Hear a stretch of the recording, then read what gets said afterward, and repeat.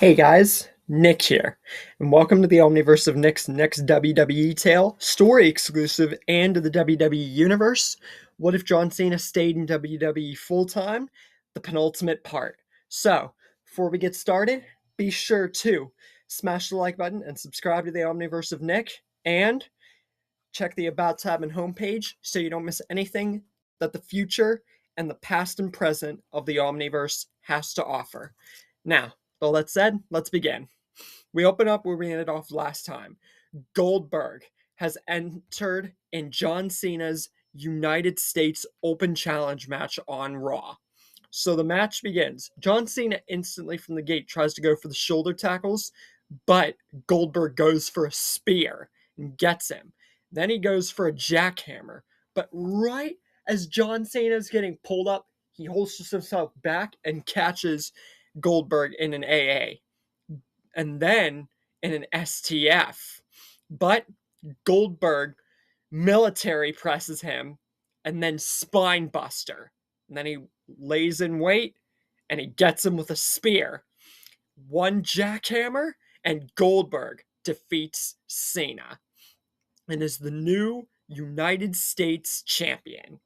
John Cena just sits there, knowing how good his second United States Open Challenge run was nowhere near the first. And after how good he did better than any version of him yet, and he lost. But Goldberg and the crowd rally and just completely support Cena for what he did, for how the US title and what his open challenge meant to the business. And the two shake hands, showing enormous respect for one another. So, yeah, it's honestly a really good moment, especially considering both of these guys are presently retired. So, it's a really good moment for the two. Money in the Bank comes. Goldberg is defending the United States title just openly, just like John Cena was, bringing the open challenge still to fruition. Extreme Rules comes, and his next opponent is Shinsuke Nakamura. But this is where Shinsuke brings out the mist for one of the very few first times here in WWE. He sprays Goldberg with the mist, and with a few moves behind his back, Shinsuke becomes the new US champion and gets locked in the same feud as Canon with Jeff Hardy, who ends up getting the title back at some later venture. Then, Goldberg and Cena have promo after promo, respecting and supporting the heck out of each other, especially before and after the US Open challenges, and that they are going to be fighting at SummerSlam. Oh, but it's not going to be any normal match. They had their normal match for the title, and it's not going to be a title match. This is going to be one match that both Goldberg and Cena have never lost in. I quit. So, it's set at SummerSlam. Cena and Goldberg, an I quit match. Goldberg throws spear after spear after spear, jackhammer after jackhammer after jackhammer, spine busters, and just completely rallies into Cena. But John Cena pulls the same cards used against Orton, Batista, Miz, Rusev, every single person that he has fought in I Quit matches. But Goldberg stays in it. Then John Cena throws a playbook out from Goldberg and many, many, many, many other wrestlers who the move was inspired from Goldberg onward. He hits Goldberg with his own spear. Then pulls a move from the Dead Man with a choke slam. Then an RKO from Randy Orton. He even goes from an ankle lock from Kurt Angle. Then he uses an STF to completely finish Goldberg off. After that, the two just completely understand and recognize each other now and can say they're two of not only the best in the business, but they're probably just the best in general. And they both have the complete and total respect for both of them. And that next time a match comes around, they'll be ready for it. Although it will be much different. John Cena teams with Bobby Lashley and has the same promo that he does in 2019. And then that lands him in a very familiar situation with Becky Lynch. Then he has the fight with Drew McIntyre and Finn Balor to decide who's going to fight the Universal Champion. But Finn Balor still gets the win. Then he just lays the smackdown on Elias in his Thugonomics outfit. He roasts the crap out of the Usos, and then he has the same Firefly Funhouse match with Bray Wyatt. And then WrestleMania hits, and John Cena and The Fiend face off. Now, this is a fight that, yes, it did technically happen in the Firefly Funhouse match, but not really. So we would actually see The Fiend and John Cena full front and center. But here's what I think would happen. Either The Fiend would win, which I feel is like especially important because of how close it would be to, like 2 years going onward from Bray's passing, and the fact that I think the Fiend character would just need that potential. So the Fiend winning almost seems vital. Then John Cena returns at Money in the Bank, Summer of Cena, and says he's challenging Roman Reigns for the undisputed Universal Championship. And they have the same promos and lockdowns that they did in canon.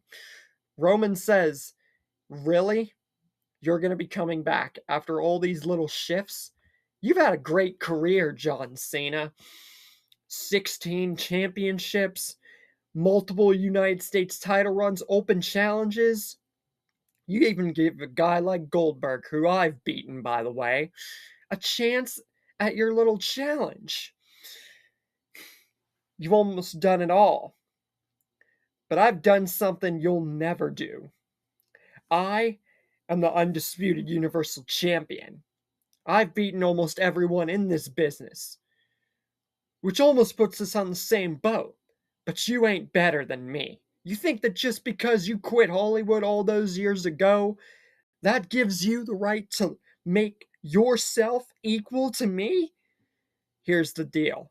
You think you can beat me 1, 2, 3. SummerSlam, right? Either I'm walking out the Universal Champion or I'm leaving WWE.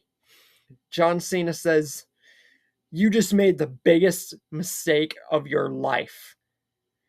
See, you're caught in this egomaniac bubble, and you need to be brought down and brought to truth.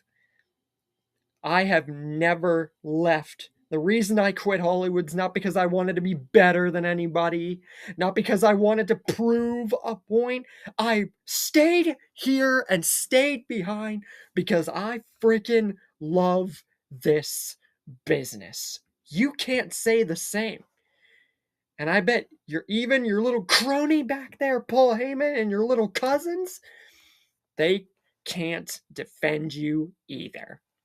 Which is why all at SummerSlam, if I can't get you with everything that's biting in my bones, Cena, everything that I've got, all it takes is 1, 2, 3.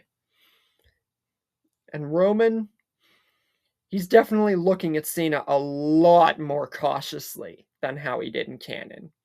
The two lock up at SummerSlam, and their fight back and forth goes exactly the same.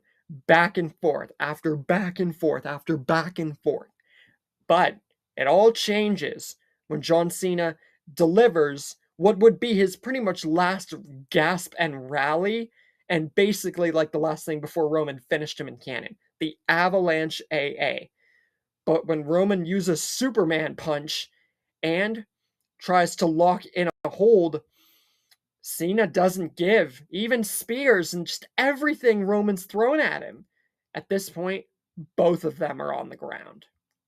Roman, he tries to rally and he tries to get Cena. But Cena, gets him down after jumping off the rope with a gigantic drop down leg drop. Roman's down. And then John Cena does something Roman never thought he would do. John Cena gets Roman in his own guillotine, laughing about it. Roman can't believe it. He's stuck in his own hold. Roman does the only thing he can. He Samoan drops him as hard as he can.